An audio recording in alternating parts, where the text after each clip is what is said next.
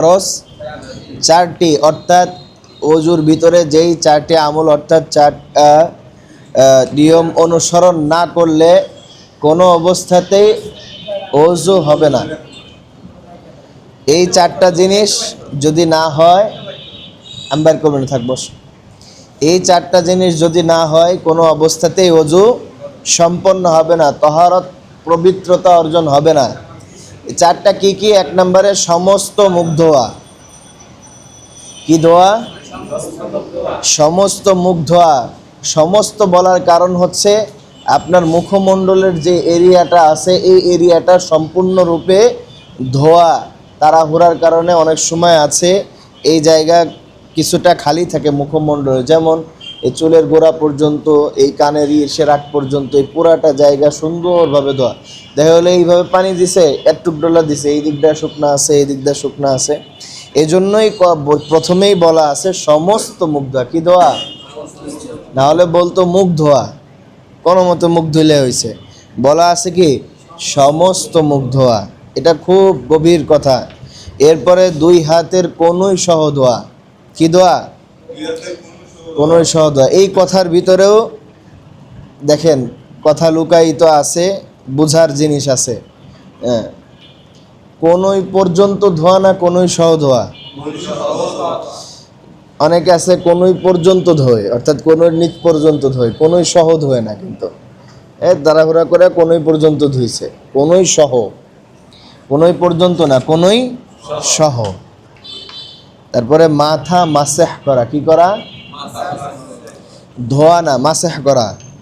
মাসেহ জিনিসটা অনেকে আছে ভাবে যে পানি যদি অল্প থাকে মনে আমার মাসেহ ভালো করে হইতেছে না, একবারে হাত ভিজে ভালো করে পানি দেয়া। মাসেহ জিনিসটা এরকম না, পানির আবরণ হাতের উপরে থাকবে, কিছুটা পানি হাত ভিজা থাকলে হয়েছে। কি থাকলে? ভিজা থাকলে, এটাই হচ্ছে মাসে করা হয়ে যাবে। হ্যাঁ, দুই পায়ের টাকনু সহ ধোয়া। একই রকম যেভাবে কনুই সহ ঠিক তেমনিভাবে টাকনু সহ, টাকনু পর্যন্ত না, টাকনু সহ। আচ্ছা, অজু করার তরিকা কয়টি ও কি কি? প্রথমেই অজু আমরা প্রত্যেকটা আমল, যে আমলগুলো আমরা করি আমাদের নবী করিম সাল্লাল্লাহু আলাইহি ওয়াসাল্লাম যেইভাবে প্র্যাকটিক্যালিভাবে আমলগুলো শিখিয়ে গেছেন ওইভাবে করাটার ভিতরেই খায়ের আছে। রসুলের একটি সুন্নাত শেষ জামানায় যদি কেউ রসুলের একটি সুন্নাত শেষ জামানায় জিন্দা করে 100 গলা কাটার শহীদের সব তার আমল নামায় যুক্ত হয়। তো এই জন্য সুন্নতের অনেক গুরুত্ব। আমরা অনেকে আছে এরকমটা ভাবি যে শুধু ফরজ করলেই হয়, কিন্তু দেখেন যদি কেউ ফরজের উপরে গুরুত্ব আরোপ করে সুন্নাহ ছেড়ে দেয়, একটা সময় যে তার কাছে ফরজের গুরুত্বও কমে যাবে। যদি সুন্নতকে পরিপূর্ণভাবে আঁকড়ে ধরে, যদি কেউ ভাবে নফলের গুরুত্ব তার কাছে কমে যায়, এক সময় যে সে সুন্নাহ ছেড়ে দেওয়ার আশঙ্কা থাকে। এজন্য নফলেরও গুরুত্ব আছে, যারা আমল করে নফল সুন্নাহ সব কিছু মিলে আমল করে। এক নাম্বার, অজুতে নিয়ত করা সুন্নাত। কি করা সুন্নাত? অজুতে নিয়ত করা সুন্নাত। এরপরে অজু শুরুতে বিসমিল্লাহ পড়া সুন্নাত। 3 নাম্বার, দুই হাতের কবজি সহ 3 বার ধোয়া সুন্নাত। কবজি সহ, কবজি বলতে কি বুঝি? এই যে হাতের এই আগা, এই যে এই জায়গাটা কবজি, কবজি সহ ধোয়া। হ্যাঁ, এরপরে মিসওয়াক করা সুন্নাত। কি করা সুন্নাত? মিসওয়াক করা সুন্নাত। এরপরে 3 বার কুলি করা সুন্নাত।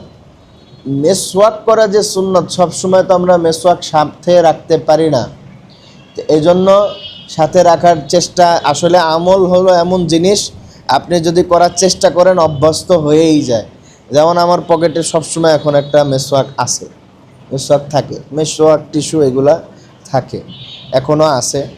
তো এটা হচ্ছে অভ্যাস করা, যে আমি মেসওয়াক রাখলে যে পুরা বড় একটা মেসওয়াক রাখতে হবে নাহলে হবে না, আপনি একটু ছোট করেন তুলনামূলক, আমলটা যাতে আমার করা সম্ভব হয়, ছোট মেসওয়াক করে রাখেন। অনেকের কাছে আছে মেসওয়াক ভালো লাগে না করতে, কারণ মেসওয়াক মন মতো হয় না। যেমন দোকানে যেগুলো বিক্রি করে এগুলো একটু ওই যে 20 টাকার প্যাকেটে গন্ধ লাগে, একটু গন্ধ লাগে। আবার আরেকটা আছে একটু শক্ত ধরনের হয়, যে কী করবেন হচ্ছে জৈতুনের মেসওয়াক পাওয়া যায় একটু কালো কালো, ওইগুলা যখন আপনার মেসওয়াক 2-1 বার করবেন একদম তুলার মতো নরম হয়ে যায় আগাটা, খুব সুন্দর দাঁত পরিষ্কার হয়। জৈতুনের মেসওয়াক, সুন্দর সুন্দর মেসওয়াক পাওয়া যায়, একটু দাম বেশি, 50-60 টাকা নেয়। অর্ধেক করে 2টা ব্যবহার করবেন, অনেক দিন যাবে। মেসওয়াক করা সুন্নাত, 3 বার কুলি করা সুন্নাত, 3 বার কুলি করা সুন্নাত, 3 বার কুলি করা যাবে। আচ্ছা, কুলিগুলো করবেন রমজান মাসে, গড়গড়া করা যাবে না, যদি গলার ভিতরে পানি চলে যায় রোজা ভেঙে যাবে। 3 বার নাকে পানি দেওয়া সুন্নাত, সমস্ত মুখ 3 বার ধোয়া সুন্নাত, ঘন দাড়ি খেলাল করা মুস্তাহাব। দাড়ির ভিতরে ঠিক ওই যে মাথা যেভাবে মাসে করছেন, হাত ভিজে দাড়ির ভিতরে একটু খেলাল করে নেবেন। আচ্ছা, সমস্যা নাই, কিন্তু ওইভাবে তো করতে বলে নাই। ওইবার না, আপনার বলছে গণদাড়ি খিলাল করা। খিলাল করা কি? যখন গরুর গোশত খাইছেন তখন আপনার একটা যে কাঠির মতো দেয় টুথপিক, দাঁতের ভিতরে খুঁজে মাঝখান থেকে ময়লা বের করে, তাই না? যেখানে আছে বলেন, এই গরুর গোশত খাওয়ার পরে তো এরকম না যে পুরা কি জানি বলে সবগুলা দাঁত একবারে করতে হবে, এরকম না, যেখানে লাগছে ময়লা সেইখানে খেলাল করা। অর্থাৎ অনেক জায়গায় আছে, অনেক সময় আছে দাড়ির ভিতরে কিছু আলগা ধুলাবালি পড়ে থাকে, লেগে যায়। এইগুলা যখন আপনি ভিজাবেন, ভিজাইলে জামা কাপড় একবারে নষ্ট হওয়ার সঙ্গে থাকে, হালকা হাত ভিজে এইভাবে দিলেই মোটামুটি ময়লা দূর হয়ে যাবে। এইভাবে, হ্যাঁ, তুতনের যে বলছো দাড়ি না, এই যে আপনার এই কানের আগ পর্যন্ত, এই যে কানের যে এইটা আছে না, হ্যাঁ হ্যাঁ হ্যাঁ হ্যাঁ, এই যে এই পর্যন্ত, এইভাবে।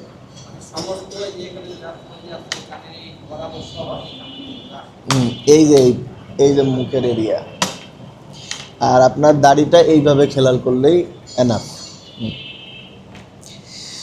2 হাতের কনুই সহ 3 বার ধোয়া সুন্নাত, 2 হাতের আঙ্গুলি খেলাল করা সুন্নাত, সমস্ত মাথা 1 বার মাসেহ করা সুন্নাত, 2 কান মাসেহ করা সুন্নাত, গর্দান মাসেহ করা মুস্তাহাব। এই কয়েকটা একসাথে পড়ছি একবারে দেখানোর জন্য, আগেও দেখানো হয়েছে।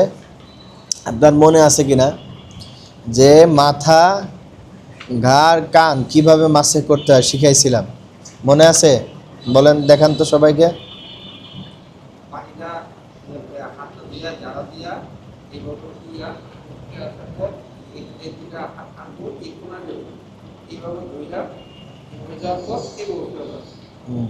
তারপরে কান, গর্দান,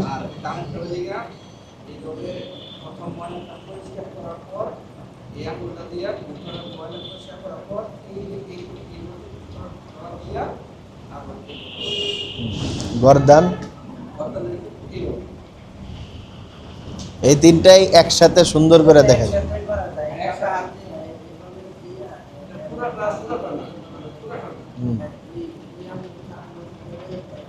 হ্যাঁ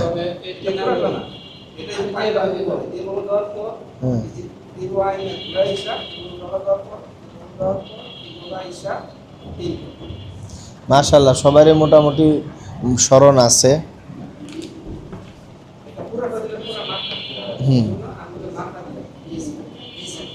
হ্যাঁ, ওই যখন আপনার কান, মাথা, গর্দান মাসেহ করার সময় হয় তখন ওর নিয়ে আসো, তখন ওই বারবার হাত ভিজায়া করার একটাই থাকে, একবারই জাস্ট হাতটা ভিজায়া, এই যে তাকায় দেখেন, প্রথমেই কানটা এইভাবেই করলেন, এই যে কানে প্রথমে এই ময়লাগুলো সরাইলেন, এরপরে বুড়ো আঙুল দিয়ে এই যে ডলা দিলেন, প্রথমে কান, এই যে কানে এইগুলো তো সব ভিজা আছে, এই যে এইগুলো পরিষ্কার করলেন সুন্দর করে, 2 বুড়ো আঙুল দিয়ে পিছনে ডলা দিলেন, এরপরে এই যে সামনের যে অংশটা এই অংশটা হাতের নিচের ভাগ বা ভিতরের ভাগ যেটাই বলেন, এটা দিয়ে এইভাবে ডলা দিলেন, ডলা দিয়ে এরপরে এই পাশটা তো ভিজা আছে, এইভাবে সুন্দর করে গায়ে মাসাজ করে দিলেন। শেষ। প্রথমে কান, মাথা, গর্দান, শেষ।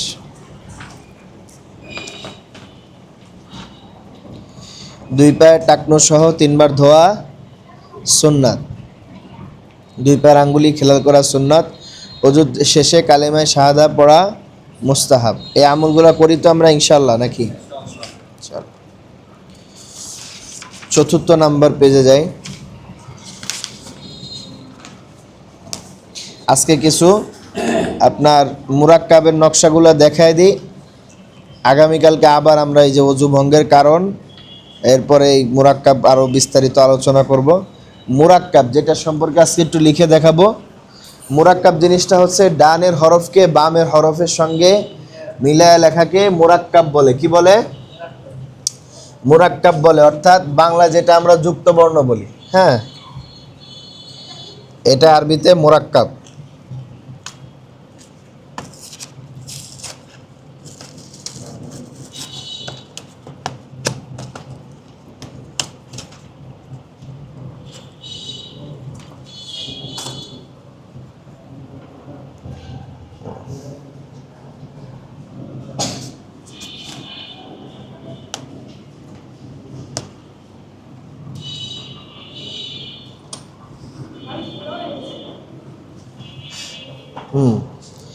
সবাই একটু খেয়াল করি। নকশার সাহায্যে মুরাক্কাব। কিসের সাহায্যে? নকশার সাহায্যে। যেমন যারা আমরা মোটামুটি এই যে ক্লাস 5, 6, 7 এগুলোতে পড়ছি, একটা বীজগণিতের পড়ানো হয়, বীজগণিতের সূত্র আছে, তাই না? বীজগণিতগুলো পারার জন্য কিছু সূত্র আছে, সব জিনিস সহজীকরণের জন্য কিছু নিয়ম কানুন আছে। ঠিক তদ্রূপ এই আরবি বর্ণগুলো যে পূর্ণাঙ্গ রূপে আমরা পড়ছি 29টা হরফ আলিফ থেকে নিয়ে ইয়া পর্যন্ত, এই যে হরফগুলো পড়লাম এগুলো হচ্ছে পূর্ণাঙ্গ একটা রূপ। আমরা সবাই পূর্ণাঙ্গ রূপটা ভালোভাবে চিনি মোটামুটি, কিন্তু আরবি হরফটা পুরা কোরআন শরীফে পূর্ণাঙ্গ রূপে খুব কম আসে। কি আসে? পূর্ণাঙ্গ রূপে খুব কম আসে, ভেঙে ভেঙে আসে। ভেঙে ভেঙে অর্থাৎ এই মোরাক্কাব অবস্থায় আসে, একটা হরফ আরেকটার সাথে মিলিত অবস্থায় আসে। তখন এগুলো দেখতে কেমন হয়, এটা যদি আমরা ভালোভাবে আত্মস্থ করতে পারি, শিখতে পারি, তখন আমাদের পড়াগুলো দ্রুত শিখতে সুবিধা হবে ইনশাআল্লাহ। দেখেন এখানে এমন একটা নকশা এখন আমরা লিখব, এই একটা নকশা দিয়ে আমরা 13টা হরফ শিখতে পারবো। কয়টা হরফ? এক দাঁত, গোল মাথা, 3 দাঁত, সদের মাথা, তারপরে প। সবাই দেখতেছেন? বোঝা যায়? আচ্ছা, প্রথমে লিখছি কি? এক দাঁত, গোল মাথা, 3 দাঁত, সদের মাথা, প। ভালো করে বুঝবেন, অল্প অল্প বুঝবেন, অসুবিধা নেই, কিন্তু যখন বুঝবেন ভালো করে বুঝবেন। আজকে এটার বাইরে যাব না, এটাই থাকবে। এক দাঁত, গোল মাথা, 3 দাঁত, সদের মাথা, প। এখানে নকশা কয়টা হয়েছে? 1, 2, 3, 4, 5। এই 5টা নকশা দিয়ে হরফ হবে 13টা। কয়টা? 13টা। অর্থাৎ আমি 5টা নকশা শিখলাম, কিন্তু আমি 5টা শেখার সাথে সাথে 13টা হরফ আমার এই নকশার ভিতরে চলে আসতেছে। আচ্ছা, শুরু করি। প্রথমে আছে এক দাঁত। কয় দাঁত? এখানে এটাকে দাঁত কেন বলা হয়? অনেকটা দাঁতের আকৃতিতে নিচের থেকে মাড়ির থেকে দাঁত যেভাবে উঠে, ঠিক তদ্রূপ এটাকে মনে করেন মাড়ির মতো, এই সমান রেখাটা মাড়ির মতো, এখানে একটা দাঁত উঠছে, এটাকে এক দাঁত বলে। কয় দাঁত? এক দাঁত। এই এক দাঁতের উপরে যদি একটা নোক্তা দেই, নাম কি? সবাই একসাথে বলি, নুন। এক দাঁতের উপরে এক নোক্তা দিলে নুন। অর্থাৎ আমরা জানি নুনের কয় নোক্তা? এক নোক্তা। নুনটা যখন আমরা পড়ছিলাম পুরাপুরি রূপে কিভাবে দেখছিলাম? এই যে নুন এরকম, তাই না? কিন্তু এখন আমরা নুন জানলাম যে এক দাঁতের উপরে একটা নোক্তা দিলে নুন হয়ে যায়। আচ্ছা, এক দাঁতের উপরে যদি দুই নোক্তা দিই, সবাই বলি তা। এক দাঁতের উপরে দুই নোক্তা দিলে, এক দাঁতের উপরে দুই নোক্তা দিলে তা। তা আমরা কিভাবে পড়ছিলাম? এই যে এইভাবে তা, তাই না? এক দাঁতের উপরে দুই নোক্তা দিয়ে তা, এইভাবে আমরা পড়ছিলাম। কিন্তু এখন আমরা শিখলাম যখন একটা হরফ আরেকটার সাথে মিলিত অবস্থায় আসবে তখন তা, এই যে এইভাবে মনে করেন এক দাঁতের উপরে দুই নোক্তা আসলেই ওইটা আমাকে তা ধরে পড়তে হবে, তাই না? কি ধরে পড়তে হবে? তা ধরে পড়তে হবে। আচ্ছা, এখানে আমি প্রথমে এক দাঁতের উপরে এক নোক্তা দিয়ে কি পাইছি? দুই নোক্তা দিয়ে কি পেয়েছি? তা। আচ্ছা,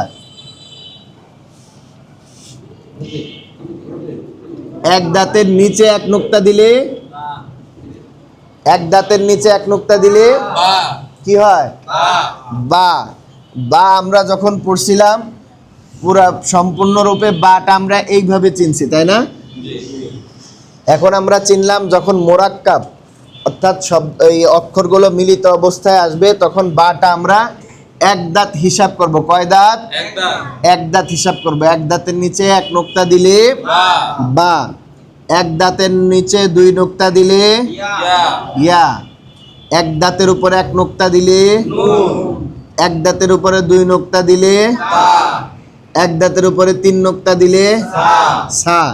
অর্থাৎ এই যে প্রথমে যে একটা নকশা, একটা দাঁত, এই একটা দাঁত দিয়ে আমি পাঁচটা হরফ শিখছি। কয়টা হরফ? পাঁচটা হরফ। দেখেন এই পাঁচটা হরফ যখন পূর্ণাঙ্গ রূপে ছিল কিভাবে ছিল? এই যে নুন, বা, তারপরে তা, তারপরে সা, তারপরে কি আছে? ইয়া। এই পাঁচটা হরফ এইভাবে আসছে। কিন্তু যখন আমি এক দাঁতের ভিতরে শিখলাম তখন এটা কিভাবে হয়েছে? এই একটা নকশার ভিতরে পাঁচটা জিনিস আসছে, তাই না? আবার বলি সবাই, এক দাঁতের উপরে এক নোক্তা দিলে দুই নোক্তা দিলে তা, তিন নোক্তা দিলে এক দাঁতের নিচে এক নোক্তা দিলে দুই নোক্তা দিলে ইয়া। আচ্ছা, মোটামুটি আমাদের সকলের বোঝা হয়েছে তো? বুঝতে পারছে তো? আচ্ছা, এটা বোঝা হয়েছে মোটামুটি। বসাবো। আচ্ছা, এরপরে দেখেন গোল মাথা। কি মাথা? গোল মাথা। মাথাটা গোল, এটা তো আমরা দেখলেই বুঝতে পারছি যে জিনিসটা গোল, এজন্য এটাকে কি বলা হয়েছে? গোল মাথা বলা হয়েছে। এই গোল মাথা দিয়ে আমি দুইটা হরফ শিখব, ঠিক আছে? এই যে প্রথমে গোল মাথার উপরে এক নোক্তা দিলে ফা, গোল মাথার উপরে এক নোক্তা দিলে দুই নোক্তা দিলে একই রকম আছে। মাথা কি চেঞ্জ হয়েছে? গোল অবস্থায় আছে, একটা নোক্তা দিলাম, দুইটা নোক্তা দিলাম, এই দাঁত একই অবস্থায় আছে।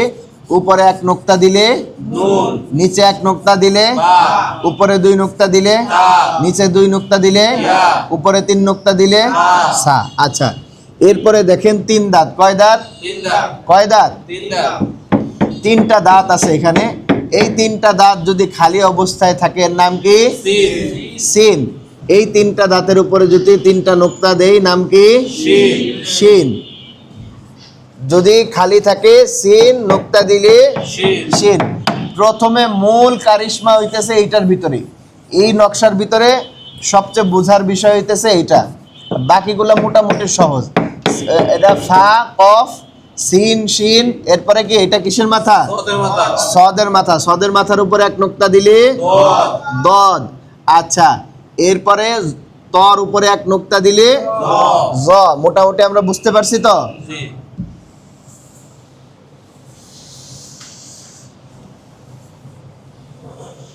আচ্ছা, এই নকশাটা আমি আবার আঁকবো। এক দাঁত, গোল মাথা, তিন দাঁত, সদের মাথা, ত। আচ্ছা, আপনি বলবেন যে এক দাঁত বা হবে কখন? নিচে এক নোক্তা দিলে তখন বা হবে, তাই না? আচ্ছা, আপনি বলেন এই এক দাঁত নুন হবে কখন? কোথায়? দাঁতের উপরে এক নুক্তা দিলে নুন। আপনি বলেন এটা তা হবে কখন? দুই নুক্তা দিলে তা হবে। আপনি পারবেন? এটা ইয়া হবে কখন? হ্যাঁ, নিচে দুই নুক্তা হবে তখন কি হবে? এটা ইয়া হবে। আচ্ছা, আপনি বলেন এটা সা হবে কখন? কোথায় তিন নুক্তা? উপরে তিন নুক্তা হবে তখন এটা কি হবে? সা হবে। মাশাআল্লাহ, সবাই পারছেন। এই প্রথম এটাই একটু উপরে আর নিচে নুক্তাগুলো একটু ম্যানেজ করা, বাকিগুলো মোটামুটি সহজ আছে। সবাই একসাথে বলবেন। আচ্ছা, দূর থেকে একজন আসতেছে, এটার পরিচয় কি? পিছন দিক দিয়ে দেখলে কি কাউকে চেনা যায়? সহজে চেনা যায়? মানুষের আইডেন্টিটি মূল হচ্ছে কি? ভোটার আইডি কার্ডের ভিতরে কি থাকে? পুরা বডি উঠাই দিয়ে রাখে? শুধু চেহারা, শুধু কি চেহারাটা, ফেসটা উঠাই দিয়ে রাখে। এই হরফের পরিচয় হচ্ছে এই ফেসগুলা, ঠিক আছে? হরফের এইটাই হচ্ছে মূল চেহারা, সংক্ষেপে বোঝানোর জন্য। যে হুজুর এই জায়গায় একভাবে ওই জায়গায় আরেকভাবে কেন, এটা তো বুঝতে কষ্ট হয় আমাদের। পুরা মানুষের আইডেন্টিটি ভোটার আইডি কার্ডের ভিতরে শুধু মুখমণ্ডল, ফেসটা দেওয়া থাকে। সব জায়গায় আপনার এইটাকেই প্রথমে ফেস করায়, ফেস হিসেবে।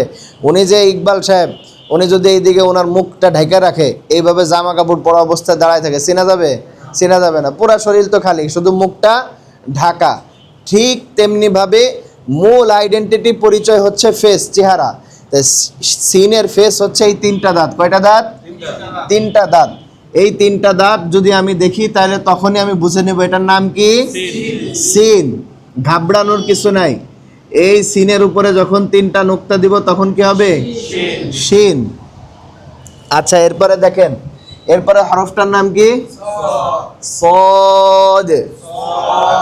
সদ। সদের উপরে একটা নুক্তা দিলে বদ। এরপরে হরফটার নাম কি? ক। এর হরফটার নাম তর উপরে এক নুক্তা দিলে জ। ত জ। গতকালকে একটা কথা বলছিলাম, মনে আছে? ত জ নিয়ে কার মনে আছে বলেন তো? বলেন। কোরআন শরীফের প্রত্যেক জায়গায় তো এবং জ যখন আসবে পূর্ণাঙ্গ রূপ নিয়ে আসবে। হ্যাঁ, ভাঙে আসবে না কখনো। মাশাআল্লাহ। এই ত আর জ শব্দের শুরুতে আসুক, মাঝখানে আসুক, শেষে আসুক, সব সময় তার পূর্ণাঙ্গ রূপ নিয়েই আসবে, এইভাবেই আসবে। হ্যাঁ, দত সদ যেভাবে শুধু মাথাটা আসছে, সিন মাথা আসছে, এরপরে ফা মাথা আসছে, এক দাঁত দিয়ে হরফগুলো একটা দাঁত নিয়ে আসছে, কিন্তু ত জ পূর্ণাঙ্গ রূপ নিয়েই আসবে, ঠিক আছে? কারণ কি? কারণ হচ্ছে আমি বলি, তর অর্ধেক তকে যদি দুইভাবে ভাঙেন, এই যে একটা ভাগ, এই যে একটা ভাগ, তাই না? এইটা যদি এইভাবে শুধু আসে, আপনি তো এটাকে আলিফ ধরে নেবেন। যদি অর্ধেক এইভাবে আসে, এটাকে কি ধরবেন? সদের মাথা ধরে নেবেন। এই কারণে আপনার এই ত জ সবসময় কি এই পুরা রূপ নিয়েই আসবে। কথা বোঝা গেছে? আচ্ছা, এই ত জ সদ অনেক সময় অনেকে ভাজায় ফেলে। কি করে? ভাজায় ফেলে। যেমন আপনার শব্দের শেষে, কিসের শেষে? শব্দের শেষে অনেক সময় এরকম আসছে, দেখেন,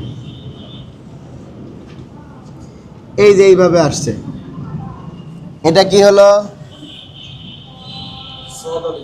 কি আলিফ? সদ আলিফ। এটা অনেকে মনে করে যে মনে হয় ত চলে আসছে।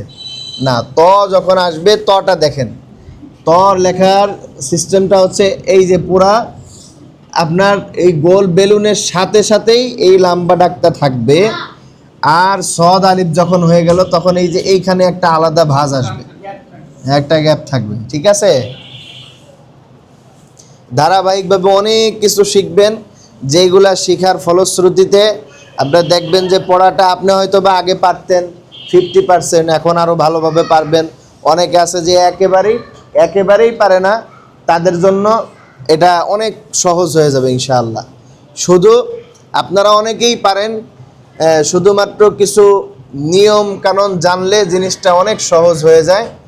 আল্লাহ পাক রব্বুল আলামিন আমাদের জন্য সহজ করে দেন। বেশি প্রেশার দিলাম না? মোটামুটি মুরাক্কাব যখন শিখা হয়ে যাবে, এরপরে আমরা সামনের দিকে আস্তে আস্তে আগাবো, আরও বিস্তারিত পড়া আছে শীট অনুযায়ী আগাবো। আজকে এই পৃষ্ঠার যে নকশা আছে, একটা নকশা আমরা শিখলাম। কয়টা নকশা? একটা নকশা শিখলাম। আগামীকালকে এই মুরাক্কাব নিয়ে বিস্তর আলোচনা হয়ে আমরা হরকতে ঢুকে যাব। ঠিক আছে, হরকতে ঢুকে যাব ইনশাআল্লাহ। সুবহানাকাল্লাহুম্মা ওয়া বিহামদিকা আশহাদু আল্লা ইলাহা ইল্লা আনতা আস্তাগফিরুকা ওয়া আতুবু ইলাইক।